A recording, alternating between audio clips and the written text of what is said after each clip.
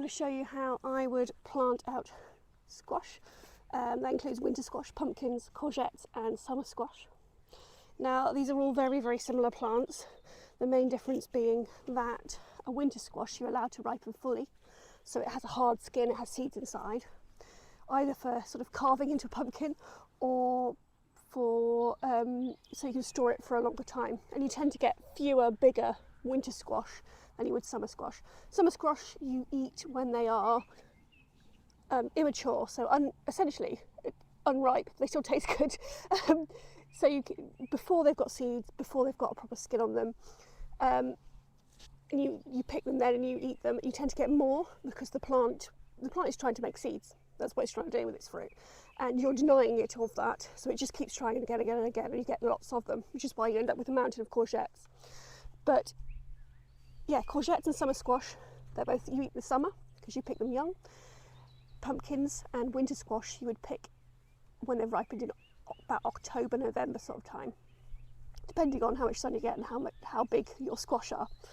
This is a Tromboncino summer squash, which you can apparently, I've not grown it before, so it's my first time trying it. You can apparently grow as summer squash, pick a summer squash, or allowed to ripen to be like a marrow. Now I'm not really sure what I'd do with the marrow, so I'm probably going to use it as summer squash.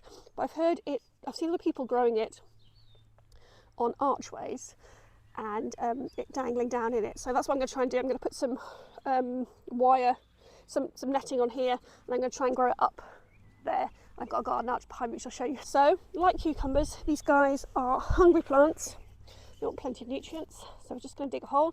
We're not trying to bury them deeper. We want them exactly the same height as they are in the pot, because again, they have quite fragile stems.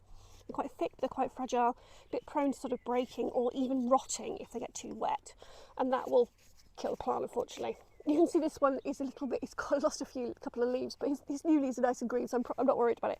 I think he just got a bit cold one night, unfortunately, a couple of weeks ago, but he's put more leaves on, so I'm not really worried about him, he'll be fine.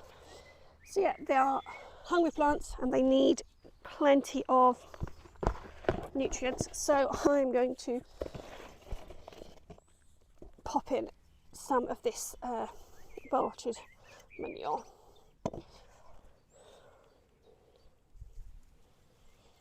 And then I'm just gonna, you see, he's about the same height as he was in the pot. But yes, so I'm going to tilt him slightly. I did see somewhere that the second leaf, but I don't know which one the second leaf is the way it's going to grow. But anyway, I'm going to tilt him slightly and I'll just sort of make him go this way, hopefully.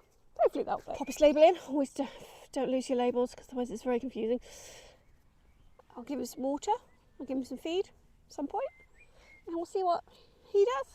See how he does in my little allotment plot. I've also heard that you can grow squash or pumpkins really well on a compost heap, because they really like the rich compost. So I'm giving that a go. We've got an akiki curry on the left and a small pumpkin on the right. I've gone for slightly smaller squash because I think then if I need to support them I can. I've put my massive pumpkin where it can just sit on the ground. But yeah, we'll see how that works, and we'll go.